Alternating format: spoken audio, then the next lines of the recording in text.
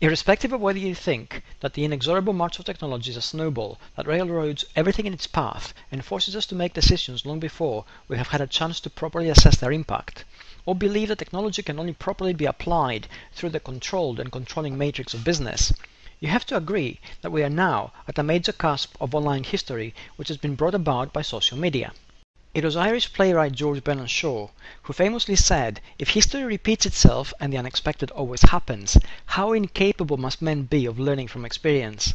Well, the answer to his implied question is very, for not only do we not learn from experience, but our short lifespans make for short memories.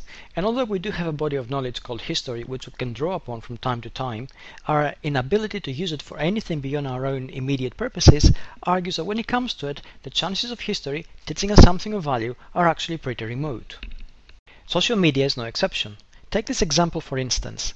After decades of simmering discontent, a single incident becomes a flashpoint around which the underlying sense of dissatisfaction can focus. A new form of media, which those in authority had not yet understood, gives the discontented masses a means of expressing themselves which was not previously available.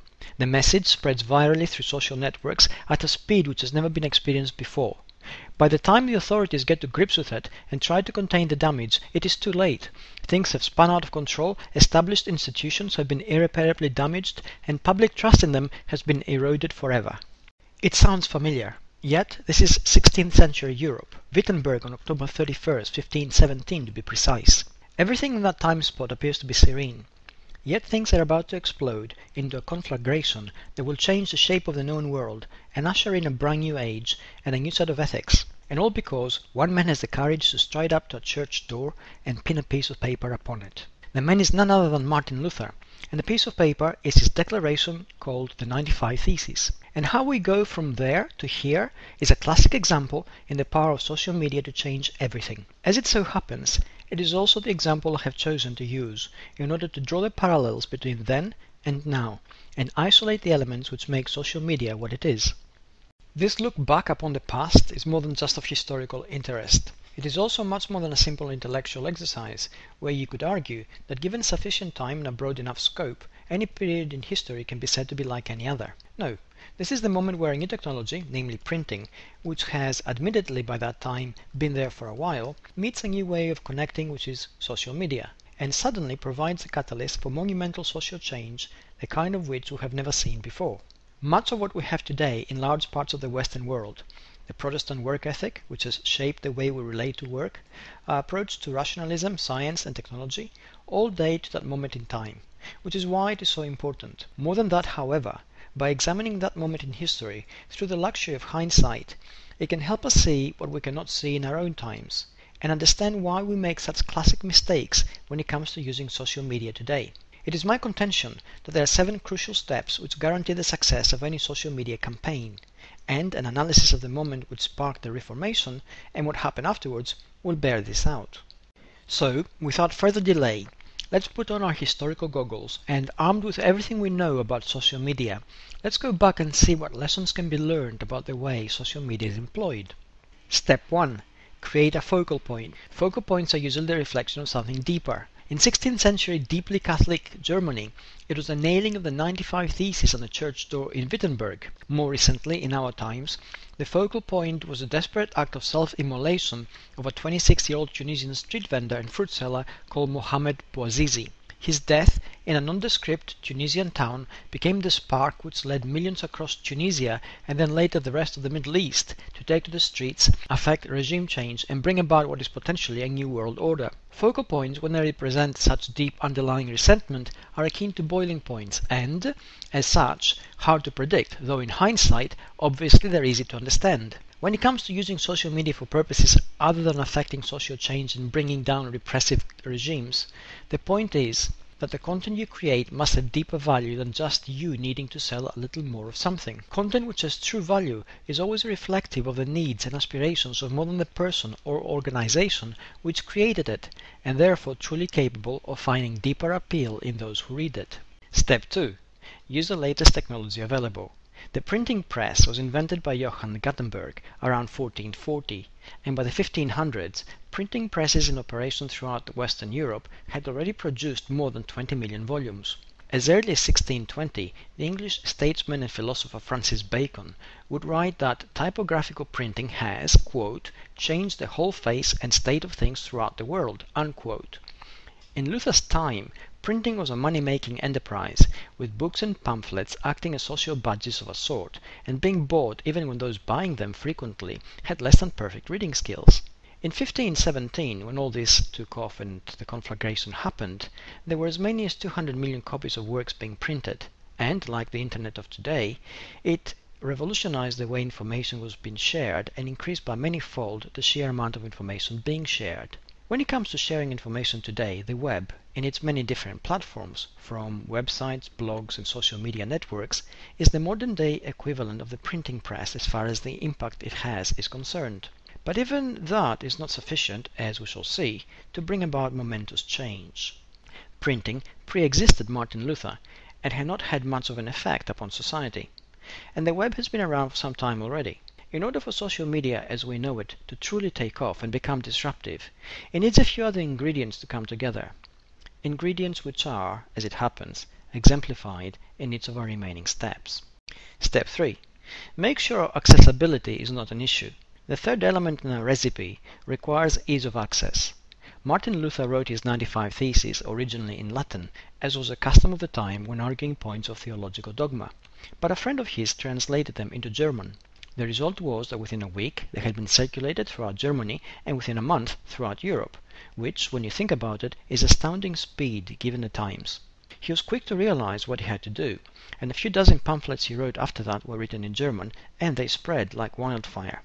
Similarly today, websites which are hard to navigate, content which is obtuse or difficult to get at, only makes it harder for the target audience to reach it. And the lesson here is that you need to do all the work necessary to make the message easy to access. If you do not, your target audience is never going to do the hard work for you, no matter how much they may need to hear what you are saying or buy what you are selling. Step 4. Generate engagement.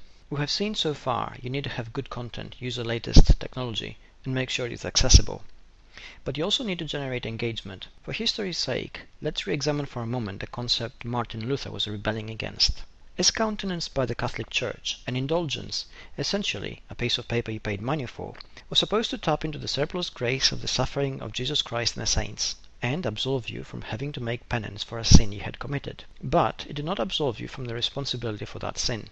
So it was, I suppose, a labor-saving device, which made perfect sense, and, in the religious world of the 16th century, allowed ordinary busy people like you and I, who were concerned about the afterlife, to free up some time and focus on our work. Sadly, as so often happens with ideas which become institutionalized, this one too had diverged from its original path, and by the time of Martin Luther had come to represent total absolvence, so that the purchase of an indulgence did not just get rid of the need to do penance for a sin, it also wiped the slate clean for the sin itself, and, in a stroke of enterprising genius, could also allow you to do the same for departed family members who at the time prior to their death did not have the means to buy an indulgence themselves.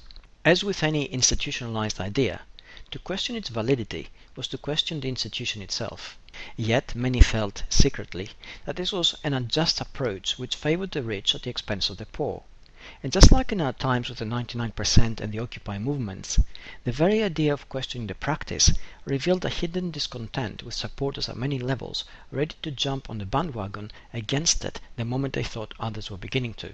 It was this underlying and very broad support, which itself was generated by the broad sense of social injustice, which allowed many supporters to participate and thereby created the engagement necessary.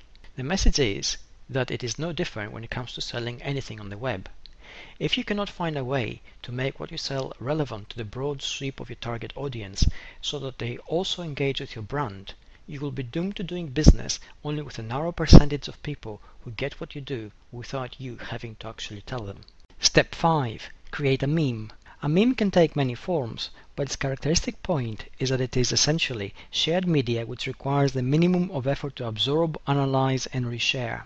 In Martin Luther's day, the meme of its time was a news ballad which took a popular tune and put words to it which referred, often inaccurately, to a particular event. As it happens, in Brussels in 1517, the year Martin Luther pinned his 95 Theses to the door of the church, 2 monks were put to death by church authorities for supporting Martin Luther's writings.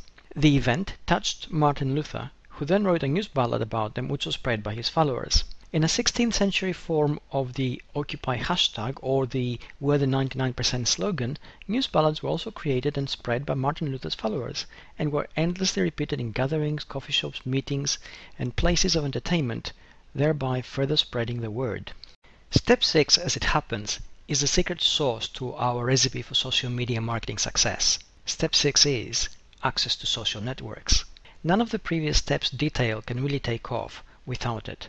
This is an important lesson in social media, particularly when, as I frequently hear, there is a social media campaign underway which involves a Twitter account or a Facebook page with tens or even hundreds of thousands of followers, and it is assumed that this is all it takes to guarantee social media success. It's not.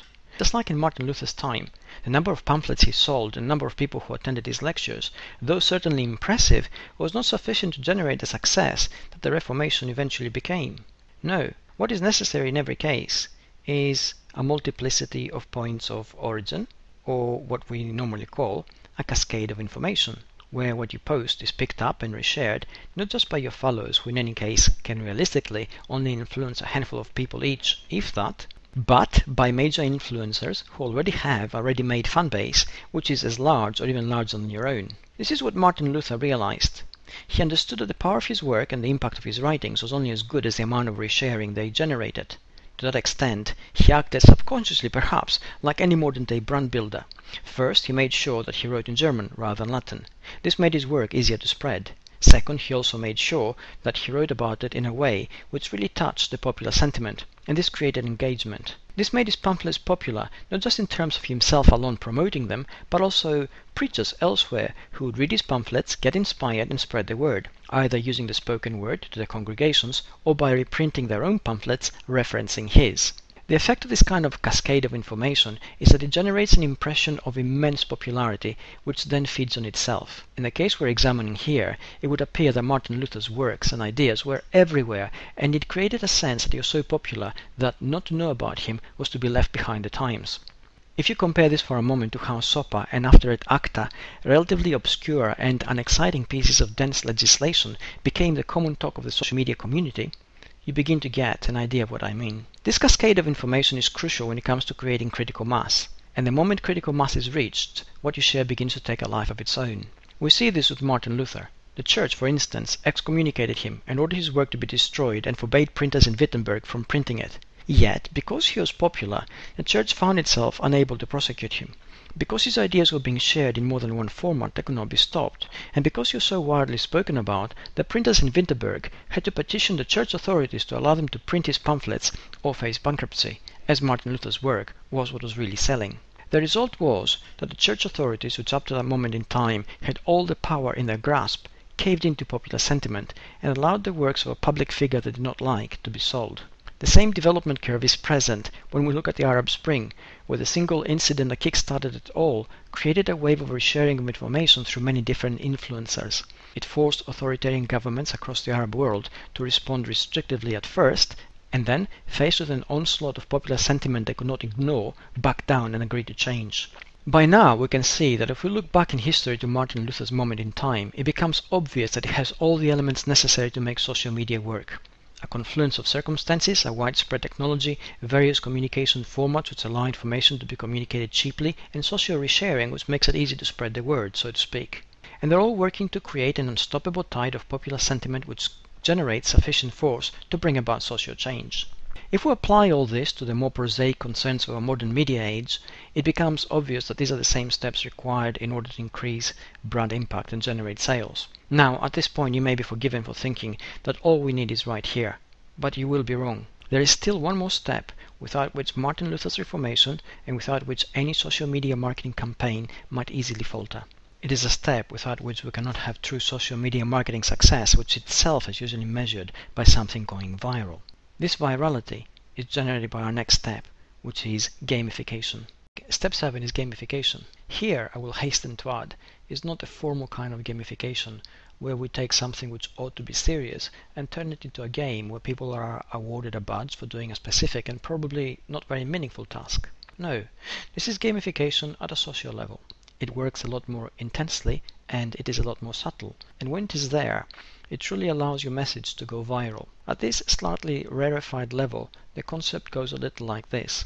If you succeed in creating a wave of publicity and get your work shared across social networks and create a high level of engagement which leads to resharing, the ultimate challenge to solve is how do you extend the natural lifespan any such movement has and go truly viral.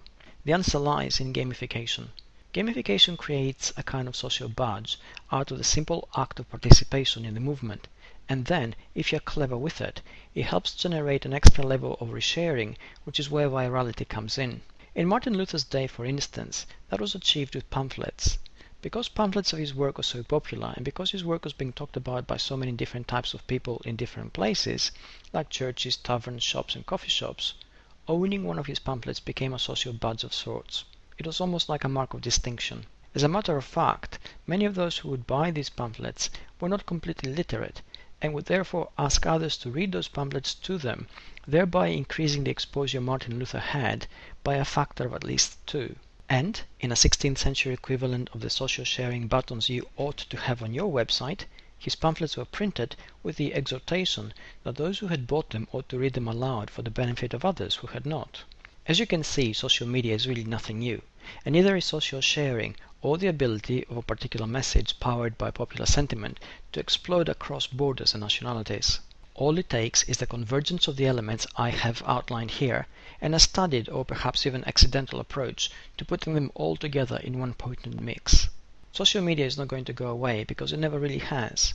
Each time, each fresh iteration utilizes the tools of the latest form of technology and the effects of social sharing to create a popular response, which then has the power to totally transform the world out of the very small actions of very many people.